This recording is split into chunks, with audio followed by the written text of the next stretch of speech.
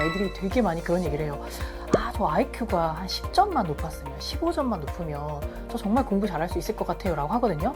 그런데 그게 가능하다는 거예요. 어떻게? 수면을 잘하면 IQ가 실제로 뇌의 능률이나 효율이 그만큼 올라간다는 거예요.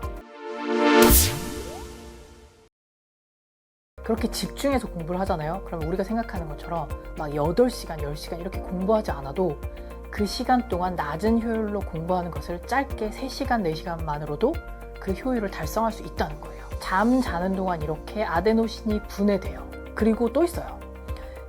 제가 지난 영상에서 말씀드렸는데 뇌에 언제 물이 들어오나요? 이걸 제가 질문 드렸죠. 뇌에 실제로 물이 들어옵니다.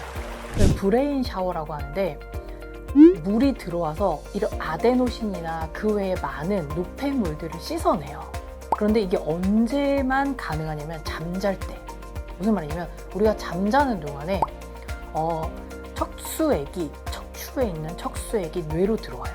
그래서 뇌 안에 원래 있던 척수액보다 훨씬 더 많은 그 뇌 안에 척수액이 있으면서 뇌를 싹 이렇게 씻어 내려가는 거예요. 그래서 브레인 와시를 한다고 하죠. 브레인 샤워.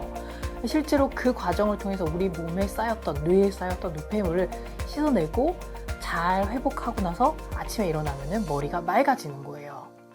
잠자는 동안에 또 무슨 일이 일어나냐면 실험을 했는데 낮 동안에 이제 쥐들한테 미로를 빠져나오는 학습을 시킨 거죠. 그러면 이제 그냥 일반적으로 쥐가 뭐 잠자거나 먹이를 먹거나 뭐 다른 애들이랑 같이 있을 때랑 달리 학습을 할 때 특정하게 활성화되는 그 뉴런의 발화 패턴이 있죠. 근데 그 뉴런의 발화 패턴이 잠자는 동안에 반복되더라는 거예요. 마치 우리가 낮 동안에 공부한 거를 밤에 우리가 잠자는 동안 뇌가 알아서 복습하듯이. 근데 이게 실제로 뇌에서 일어나는 과정이에요. 무슨 말이냐면 잠자는 동안에 그 렘슬립과 넌랩 슬림이라는 이제 그 용어 들어보신 분들 계실 텐데 잠자는 동안에 여러 가지 그 뇌파의 패턴이 반복돼서 나타나는데 크게 그러니까 렘슬립과 넌렘슬립으로 두 가지로 나뉘어져요. 그런데 이제 초기에 잠이 들면은 초창기에는 그 넌랩슬립이 일어나는데 그 과정에서는 어떤 일이 일어나냐면 막 무작위로 막 연결되었던 그러니까 규칙이 없이 그냥 이것저것 배우고 혹은 잘못 배워서 잘못 연결됐던 뇌의 뉴런들 있죠. 그걸 솎아내는 작업을 해요. 그러니까 내가 오늘 뭘 배웠는데 너무 쓸데없는 정보가 많이 들어갔거나 혹은 그 정보들이 잘못 연결되어서 이렇게 잘못 와이어링된 뉴런들을 솎아내는 거예요. 잠의 초반 단계는요. 그리고 잠의 후반 단계에서 어떤 일이 일어나냐면 그럼 이제 솎아내졌으니까 제대로 연결된 제대로 된 정보들이 남아있겠죠.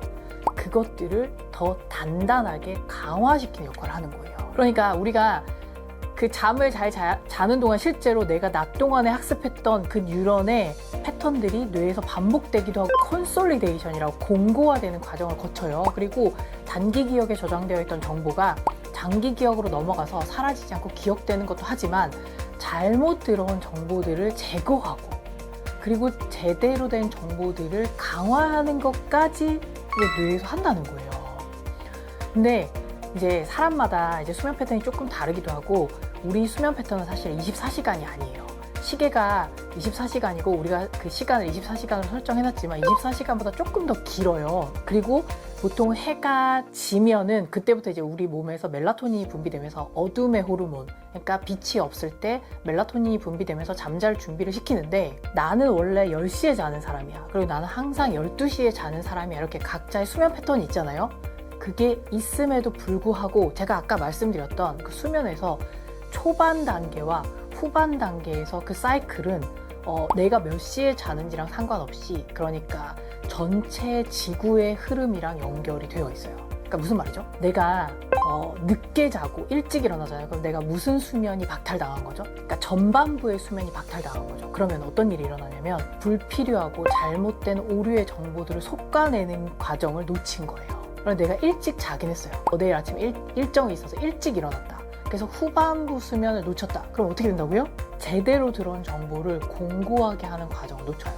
그리고 또 다른 거는 전반부에는 어떤 신체적인 건강과 관련된 일들이 많이 일어나요. 그러니까 몸이 회복되거나 심장 질환과 관련된 뭐 그 조율한다거나 호르몬의 어떤 그걸 재조정한다거나 이런 것들이죠. 그래서 그 늦게 자면은 실제로 건강이 나빠질 수 있어요. 심혈관계 질환의 발병 비율이 굉장히 높아져요. 그리고 잠의 후반부에서는 정서적인 것들을 다뤄요. 그러니까 굉장히 고통스러운 기억이나 힘들었던 일들 있죠. 이런 것들을 정리하고 정화하는 게 후반부에 일어난다는 거예요.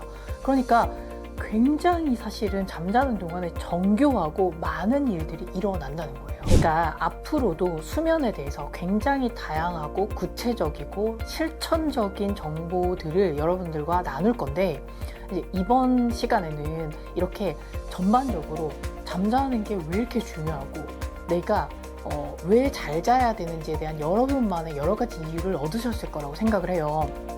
수면 부족으로 인해서 내가 단순히 아침에 잠을 잘 못 자서 머리가 맑지 않아서 수업을 잘 못한다 이런 수준이 아니고요. 내가 잠을 잘 못 자서 수업 시간에 졸아서 강의를 못 들었다 이런 수준이 아니고, 그 전에 공부한 걸 저장하지도 못할 뿐만이 아니라 신체적인 건강, 당연히 신체적인 건강도 또 학습에 영향을 미치죠. 그래서 이런 모든 것들이 다 그 전날 잠을 잔 것과 연결이 되어 있다는 거예요. 뿐만 아니라 장이 제2의 뇌라는 연구 결과들이 많이 밝혀지고 있죠. 네. 그래서 우리가 무엇을 먹고 우리 장에 어떤 미생물들이 사는지에 따라서 지능이나 성격이나 다양한 비만, 질병 등이 이제 연결이 된다는 연구 결과들이 많은데, 그래서 우리가 무엇을 먹는지가 실제로 뇌의 효율도 결정을 해요. 그런데 잠을 잘 못 자면 굉장히 식욕이 증가된다는 거예요.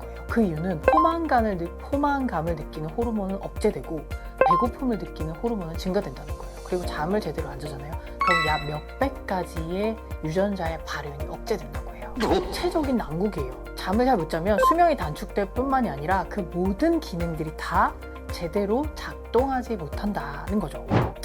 자, 이 정도 말씀드리면 여러분, 내가 진짜 잘 자야 되겠구나. 내가 원하는 게, 여러분이 원하는 게 그 무엇이든지 간에 전제가 뭐라고요?